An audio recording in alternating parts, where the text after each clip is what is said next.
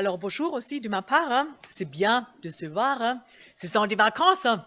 Et en plus, vous êtes là, c'est bien aussi, hein. Alors aujourd'hui, on a parlé déjà un peu de choses qui sont là pour nous aussi encore dans la prédication aujourd'hui, hein. Des valeurs chrétiennes, hein. On a parlé de l'amour, de la bienveillance, hein, et ça, on a besoin. Et ça, ce sont nos valeurs, hein, des valeurs chrétiennes, hein. Peut-être de temps en temps aussi du monde, hein. Peut-être de temps en temps, le monde pratique mieux des valeurs de cette manière que nous, les chrétiens. Et ça m'étonne toujours, hein. Je dis, waouh, comment les gens peuvent être si attentifs, de faire attention les uns aux autres. Je ne sais pas. Si vous avez entendu aussi cette semaine dans la radio, hein, bon, les SDF sont en danger parce qu'il fait chaud. Alors, qu'est-ce que ça me fait, hein? Est-ce que je vais aller vers eux pour les aider, hein? Est-ce que j'ai l'amour ou je laisse ça à des associations seulement? Est-ce que moi, je pratique des valeurs chrétiennes? Est-ce qu'on dit, oui, oui, oui, oui, hein, on est bien ici le dimanche? Et pendant la semaine, hein? Est-ce qu'on a l'amour? Est-ce qu'on pratique ça vraiment? Et moi, j'aime bien qu'on va partager aussi des choses. Qu'est-ce que vous avez peut-être vécu hein, la semaine dernière ou avant avec des valeurs chrétiennes, hein? Et je vous encourage de vous préparer peut-être pour le dimanche prochain pour donner un témoignage. Comment moi, je pratique des valeurs chrétiennes? Comment j'ai pratiqué? Qu'est-ce que je fais comme expérience avec des valeurs chrétiennes? Parce que si ça reste comme ça, oui, c'est bien d'entendre ça le dimanche, hein, et après, bon, ça ne me concerne plus, hein. C'est dommage. Mais ça peut nous encourager d'entendre des témoignages. Comment toi, tu pratiques ta vie chrétienne hein, dans la quotidienne? Comment tu fais tes choses? Alors, venez me voir après les cultes. Si vous avez un témoignage à donner pendant cette semaine, vous m'appelez, hein, vous dites, oui, j'aimerais bien raconter quelque chose pour la gloire du Seigneur, ce que j'ai pratiqué, ce que j'ai vécu, hein.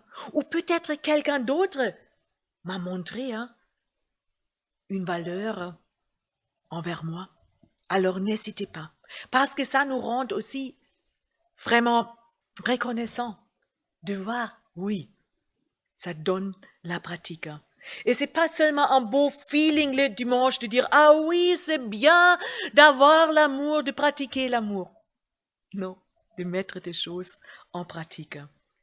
Vous savez, hein, des thèmes, c'est toujours aussi pour moi un défi. Hein. Et aujourd'hui, en plus, parce que j'ai ajouté hein, le thème du service hein, et d'humilité aussi. Hein. Alors, aujourd'hui, la question est de quelle manière on se met en service pour Jésus, en servant et en humilité. Hein. Est-ce que moi, je sers mon Seigneur en humilité hein, avec ce qu'il m'a donné? Et le meilleur modèle pour nous, c'est toujours Jésus. Hein. C'est toujours bien de regarder comment Jésus a pratiqué des choses, comment Jésus a fait cela. Et c'est notre meilleur modèle parce que lui, il était parfait. Moi, je ne suis pas parfaite. Je ne sais pas, peut-être vous, hein, mais comme ça, il faut apprendre de Jésus. Et c'est un apprentissage, comme je dis. Hein. Et ça, je peux vous dire aussi, hein, si je prêche sur des choses, hein, aïe, aïe, aïe, aïe, aïe, ça me met aussi en question, hein, pendant tout ce temps de préparation aussi. Evelyne, est-ce que tu pratiques ça aussi, hein? L'amour, le service, de faire ça en humilité aussi. Hein? Alors, est-ce que vous avez une idée hein, d'une histoire hein, où Jésus est le meilleur modèle pour pratiquer le service en humilité? Oui, c'est ça. Bon, vous êtes super. Hein? Quand Jésus a lavé les pieds de ses disciples, hein, c'est une histoire incroyable. Et j'espère vraiment, et c'est ma prière, que cette histoire nous touche encore ce matin. Parce que c'est déjà bien de penser, même Jésus se met à genoux devant moi ce matin. Il veut me servir. Il veut me laver mes pieds. Et ça fait du bien. Alors, c'était juste avant la fête de la Pâque. Jésus savait que l'heure était venue pour lui de quitter ce monde pour s'en aller auprès du Père. C'est pourquoi il donna aux siens qu'il aimait et qui étaient dans le monde une marque suprême de son amour pour eux. C'était au cours du repas. Déjà, le diable avait semé dans le cœur de Judas, fils de Simon Iscariote, le projet de trahir son maître et de le livrer. Jésus savait que le Père avait tout remis entre ses mains, qu'il était venu d'auprès de Dieu et qu'il allait retourner auprès de lui.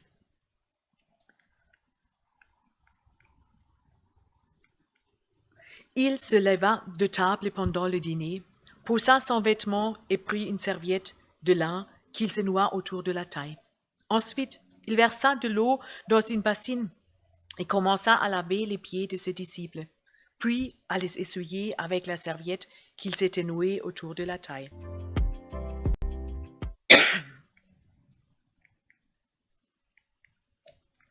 Quand vint le tour de Simon-Pierre, celui-ci protesta. « Toi, Seigneur, tu veux me laver les pieds ?» Jésus lui répondit. « Ce que je fais, tu ne les comprends pas pour l'instant. Tu les comprendras plus tard. » Mais Pierre lui répliqua. « Non, tu ne me laveras pas les pieds, sûrement pas. » Jésus lui répondit. « Si je ne te lave pas, il n'y a rien de commun entre toi et moi. » Dans ce cas, lui dit Simon-Pierre, ne me lave pas seulement les pieds, mais aussi les mains et la tête. Jésus lui dit, celui qui s'est baigné est entièrement pur. Il lui suffit de se laver les pieds. Or vous êtes purs, mais pas tous. Jésus, en effet, connaissait celui qui allait le livrer. Voilà pourquoi il avait ajouté, vous n'êtes pas tous purs. Après leur avoir lavé les pieds, il remit son vêtement et se remit à table. Alors il leur dit, « Avez-vous compris ce que je viens de vous faire? Vous m'appelez maître et seigneur, et vous avez raison, car je le suis. Si donc moi, le seigneur et le maître, je vous ai lavé les pieds, vous devez vous aussi vous laver les pieds les uns aux autres. Je viens de vous donner un exemple, pour qu'à votre tour vous agissiez comme j'ai agi envers vous.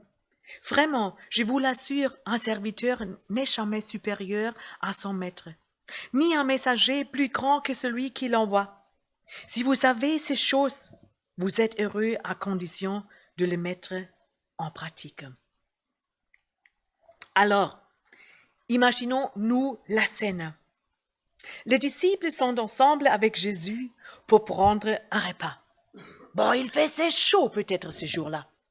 Et pas mal de poussière, hein, et était bien avec la sueur et tout ça.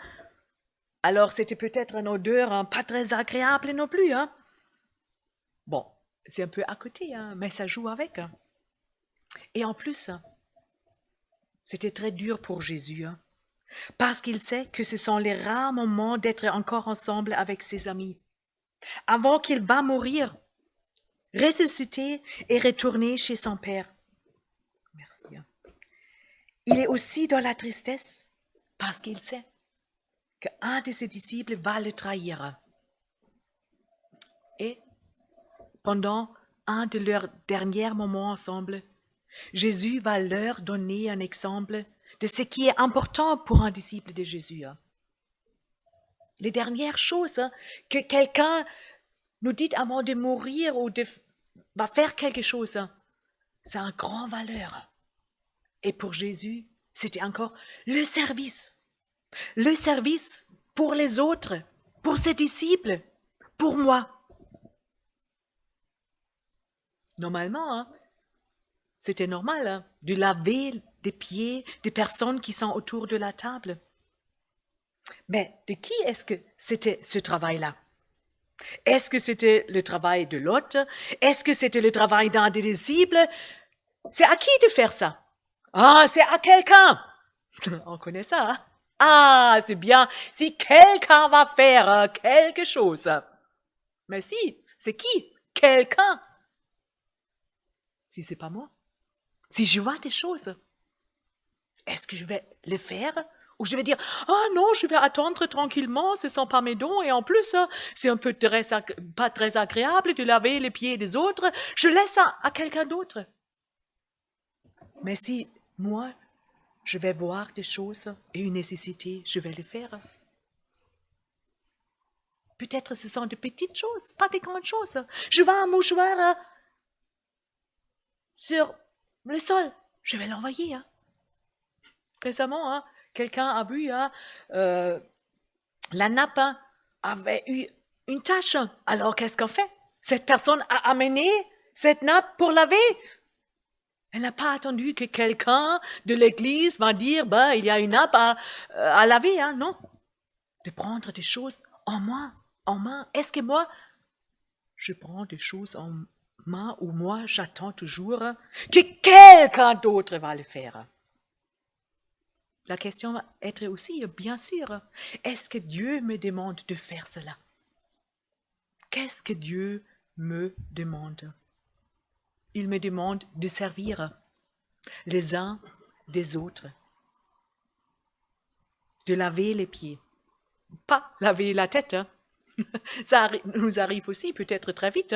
On va dire, ah là là, toi, ça me plaît pas comment tu te comportes et tout ça. Non, c'est pas ça. Pour aider, pour servir en humilité, pour laisser grandir encore Jésus au milieu de nous, de lui donner une grande valeur. Et pour ça, Jésus, il a pris le service pour ses disciples. Jésus même, il a vu des pieds sales. Il a pris l'action en main. Il s'est abaissé devant eux. Il a enlevé son vêtement. Il a accepté le travail d'un serviteur. Il n'était pas au-dessus, non. Il s'est subordonné. Jésus, il a fait ça. Il a dit, moi, je vais faire ça. Et dans Philippiens 2, versets 6 à 8, nous pouvons lire quelle position il a pris. Il possédait depuis toujours la condition divine. Mais il n'a pas voulu demeurer à l'égal de Dieu. Au contraire, il a de lui-même renoncé à tout ce qu'il avait et il a pris la condition du serviteur.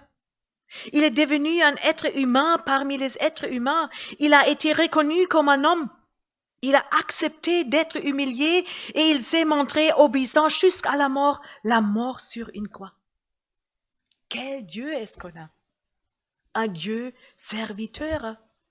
Le Dieu divin, il s'est mis à genoux pour nous, pour me servir. Il n'a pas dit, moi je suis le plus grand, c'est pas à moi, non. Il a vu, c'est nécessaire. C'est bien de mettre ça en pratique, c'est bien de servir pour nettoyer des choses qui ne sont pas justes. Enlever la poussière. Alors, c'est un changement que Jésus va faire. Aujourd'hui aussi, Jésus veut me laver aussi mes pieds. Il se met devant moi ce matin. Peut-être ça me touche. Si je vois, je suis assis. Jésus, qu'est-ce que tu veux faire de moi ce matin? Ou est-ce que j'ai besoin que tu me laves quelque part? Ou sont des choses peut-être pas justes dans ma vie? Seigneur, aide-moi de te laisser agir dans ma vie. Après, on peut se demander, est-ce que je suis un modèle qui sert les autres? Est-ce que je effectue un travail d'un serviteur? Est-ce que je me mets au service? Et de quelle manière? En humilité? Ou pour être bien vu? Bon, non, on dit non, c'est pas le cas pour nous, on fait ça pour Jésus. Mais de temps en temps, pourquoi je fais des choses? Ou pourquoi je veux faire des choses? Pour que les autres me voient? J'espère pas. Nous sommes devant le Seigneur pour le servir avec, on dit toujours, bon, des grandes choses. Mais qu'est-ce qu'une grande chose? Une grande chose est de faire ce que Dieu veut que je fasse. Est-ce que je fais ce que Dieu veut de moi? Est-ce que, comme on a déjà dit, je veux que toujours Jésus soit le centre de ma vie? Après, c'est vrai, Est-ce que je me mets aussi au service des autres en les écoutant, en les aidant? Comment je vais réagir envers des autres, Toujours dans cette optique-là que Dieu m'a servi d'abord. Lui, il est le maître. Et moi, je suis serviteur. Je suis là pour lui. Alors comment je fais des choses? Est-ce que je veux être bien vu, être grand? Non, je vais être là pour aider les autres, pour s'approcher du Seigneur encore plus. Pour que les autres découvrent Jésus. Et c'est à chacun, c'est différent, Pour aider quelqu'un de trouver Jésus, en parlant, disant à quelqu'un, je prie pour toi. Chacun a demandé d'autres choses, mais pour l'encouragement des autres. Est-ce qu'on est des personnes qui encouragent les autres? Et ça, je dis aussi, Jésus, c'est vrai, il était leader, responsable, dirigeant, et il a encouragé les autres pour prendre aussi cette place, pour laver les pieds des autres, pour faire comme lui. Alors, j'ai lu récemment une phrase, cette phrase m'a touchée. Nous montrons volontiers nos dons, mais s'agenouiller devant Dieu d'abord et après devant les autres, c'est une autre manière et montre un caractère encore plus fort.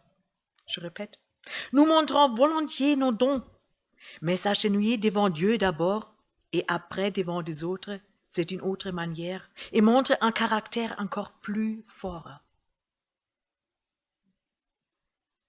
D'abord, Seigneur, je m'agenouille devant toi. Je me mets devant toi. Parce que toi, tu me donnes l'amour. Toi, toujours toi. Et comme ça, je crois aussi ce qu'on fait est quelque part propre aussi comment nous réagissons. Et être à genoux, ça nous aide. Parce que comme ça, Dieu peut nous montrer encore des choses qui sont même peut-être pas justes dans ma vie non plus. Et pour ça, c'est nécessaire que je sois encore lavé. Parce que sinon, ça reste dans ma vie des choses qui ne sont pas justes. Et je peux vous dire, j'ai besoin que Jésus me lave mes pieds. Parce que j'ai aussi de temps en temps de penser, c'est bien qu'on ne puisse pas les voir. Si c'était ici, vous pouvez voir et vous dites peut-être, oh là! Mais je dis, Seigneur, enlève-moi ces pensées aussi, parce que c'est pas juste devant toi. Nettoie-moi encore et il va me nettoyer.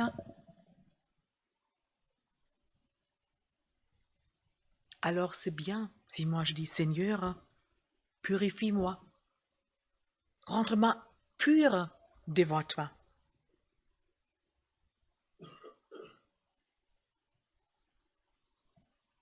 Quel service je veux demander à Jésus ce matin? Ou est-ce que c'est nécessaire que Jésus enlève quelque chose? C'est à chacun de répondre soi-même. Ou c'est nécessaire. Parce que ça nous aide. On est plus libéré si c'est enlevé. C'est bien d'être nettoyé. Bon, avec la chaleur, prendre une douche. Bon, il faut faire attention de ne pas prendre trop de l'eau en ce moment. Il faut dire ça aussi, mais quand même, c'est bien.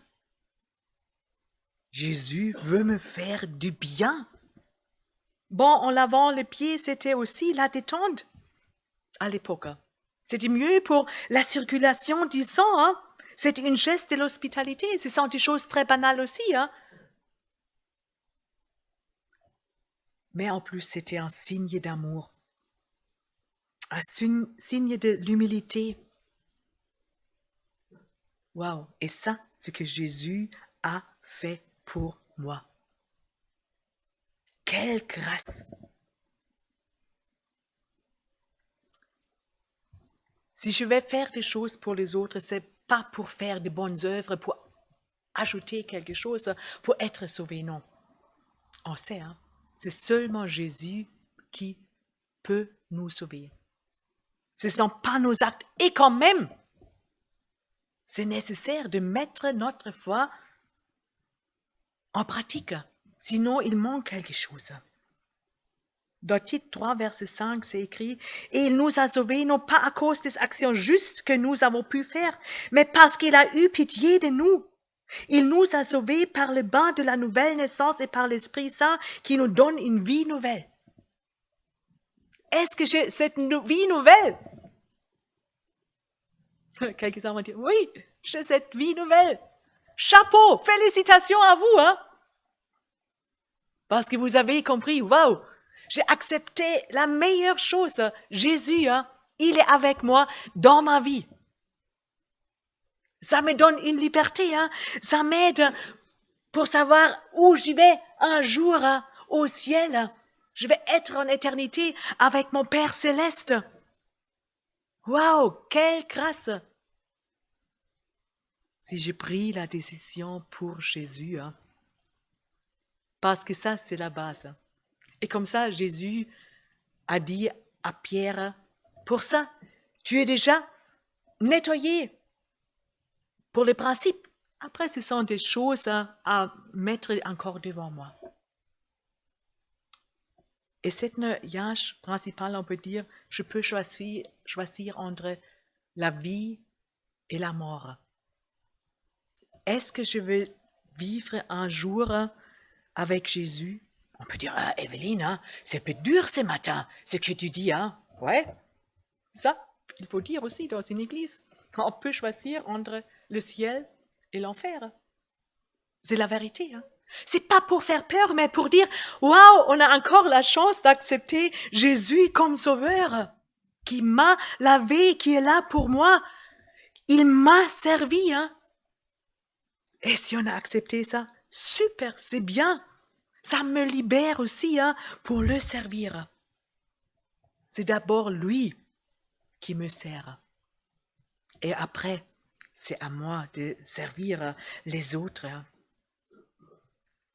Et comme ça, ce matin, je me dis, en préparant, je me dis, est-ce qu'il y a peut-être ici quelqu'un qui n'a pas encore pris la décision pour notre Seigneur Jésus?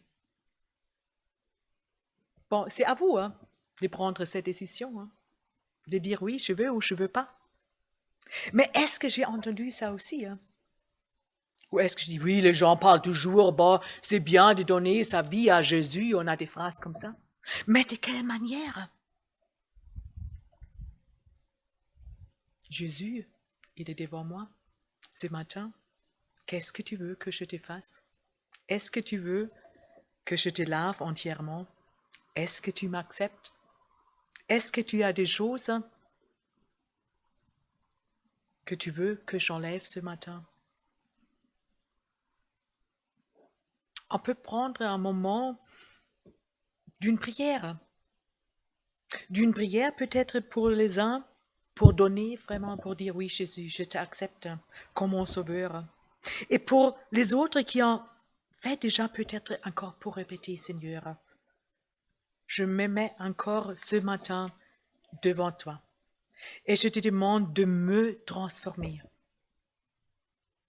pour que je puisse être encore plus comme toi, comme on chante aussi. Alors pour ça, je vais lire cette prière et je laisse toujours un peu une pause après chaque phrase. Et vous pouvez répéter ça aussi, si vous voulez. C'est à vous de répondre. Et c'est pas pas non plus pour mettre la pression sur quelqu'un. C'est une invitation de Jésus qui dit, moi, j'ai fait des choses. Moi, j'ai quitté les ciels. Quel amour pour moi, pour nous. Hein. J'ai laissé des choses derrière. Je suis mort à la croix pour toi. Je te libère. Et après, je suis ressuscité. Hein. Je suis un Dieu vivant. Jésus-Christ, en ce moment, je suis devant toi. Devant toi qui m'aime, qui m'a créé. Je vois que j'ai besoin de toi dans ma vie. Je me rends compte que j'ai vécu sans toi. J'ai péché. Je t'ai laissé de côté. Et je n'ai pas accepté ton amour pour moi. Tu as porté mes péchés à la croix. Tu es mort pour moi. Tu as souffert pour moi. Aujourd'hui, je viens devant toi et je te demande pardon. Pardonne-moi ce que j'ai fait contre toi et contre d'autres. Je vois que j'ai mal agi. Je veux me repentir et ne plus vivre sans toi. J'accepte volontairement que tu es mort à la croix pour moi, que tu es ressuscité pour moi et tu m'attends au ciel.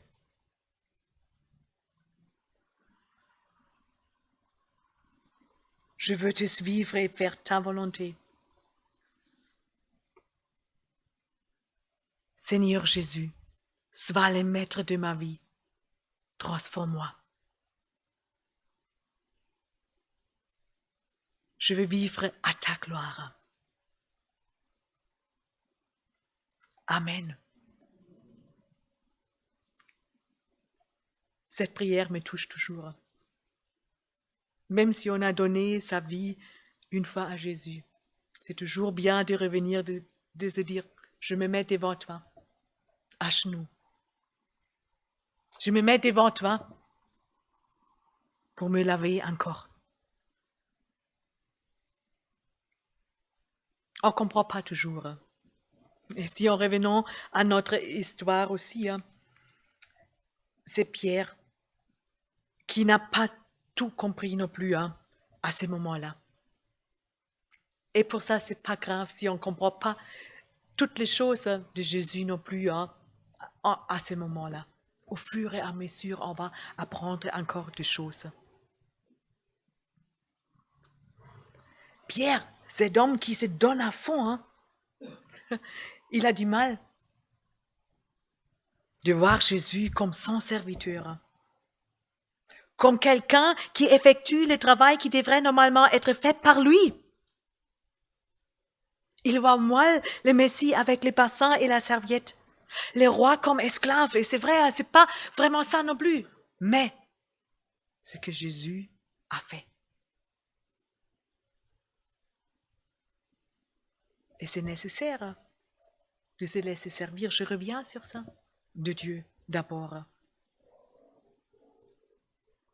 Et après, Pierre, il a vécu ça aussi, même Jésus a dit, bon, en ce moment, tu comprends pas que c'est pas encore nécessaire de te laver entièrement parce que tu es déjà mon enfant.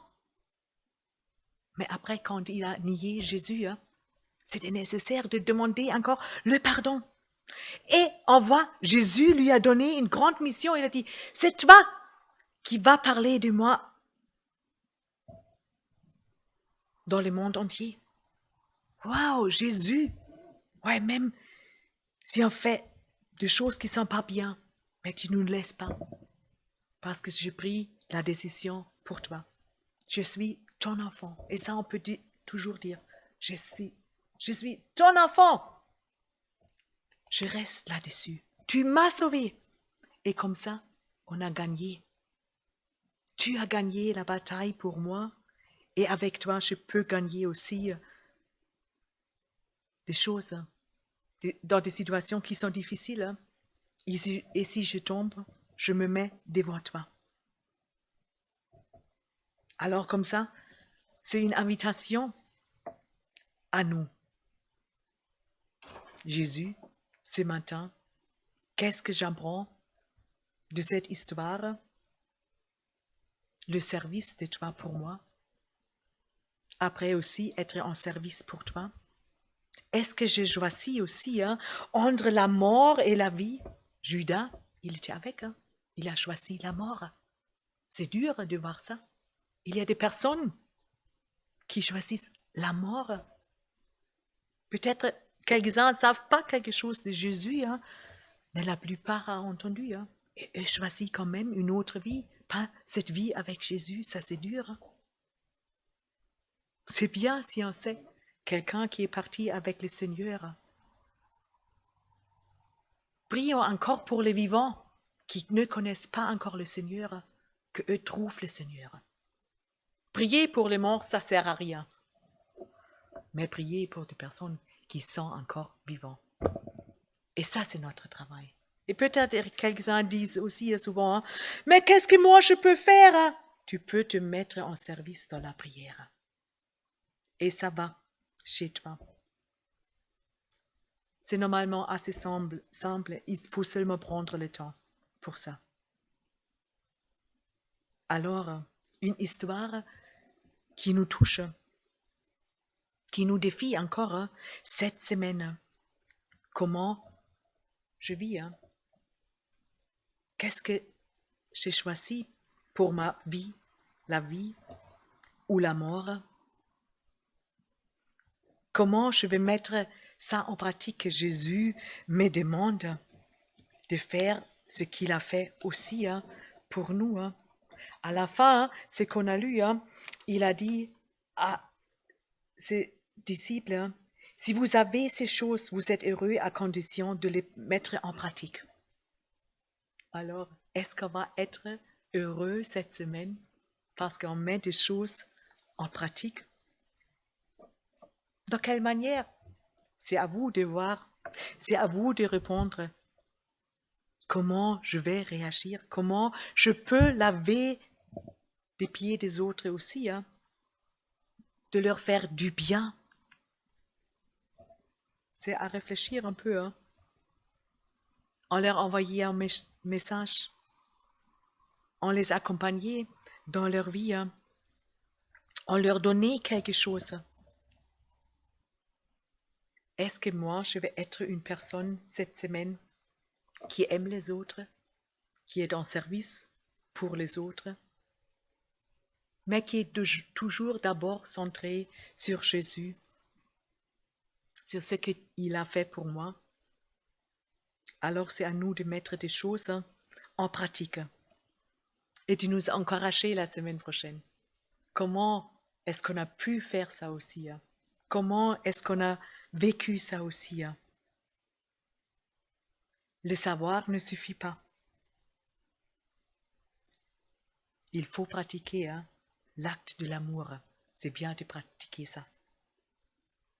Et comme ça, Bon, c'est disparu. Bon, je l'ai disparu. Non, c'est là. Je conclure avec le texte de Jacques 2. Mes frères et mes sœurs, quelqu'un dira peut-être, je crois en Dieu. Mais s'il n'agit pas pour le montrer, cela sert à quoi?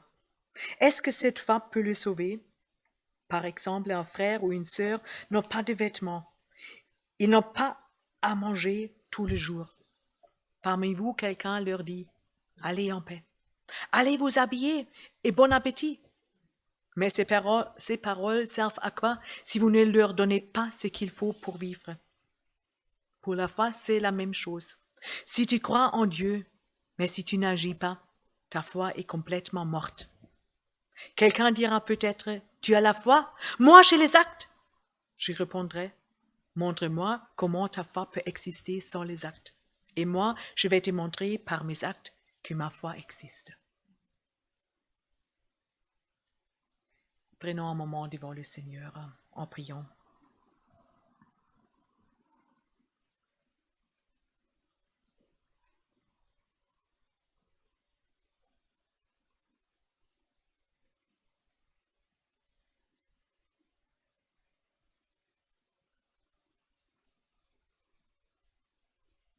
Seigneur, quelle grâce tu m'as fait. C'est toi qui m'as servi de cette manière-là d'aller jusqu'à la croix pour porter mes péchés, pour me libérer. Merci Seigneur. Je ne peux pas être si reconnaissante, mais je veux l'être. Et Seigneur, comme tu as fait beaucoup pour moi, j'aime bien faire des choses aussi pour les autres. Ce que je peux faire, ce que tu me demandes. Seigneur, aide-moi de pratiquer ma foi, d'être pressant pour les autres, en humilité aussi, Seigneur. Et toujours avec cet amour d'abord pour toi et après pour les autres. Et ça va changer, si on va vivre ça. Le monde va changer par ton amour, par ce que nous faisons aussi, Seigneur. Merci, Seigneur. C'est toi qui nous accompagnes. C'est toi qui nous change. C'est toi qui nous purifie. Merci, Seigneur. Amen. Et comme j'ai déjà dit, on va chanter encore les chants comme prière. Change mon cœur, Seigneur. Purifie-moi. Change mon cœur, Seigneur. Que je sois comme toi. Change mon cœur, Seigneur. Purifie-moi. Après, c'est peut-être pas toujours facile de chanter ça aussi. Brise-moi, façonne-moi. Oui, c'est mon désir. Change mon cœur, Seigneur. Amen.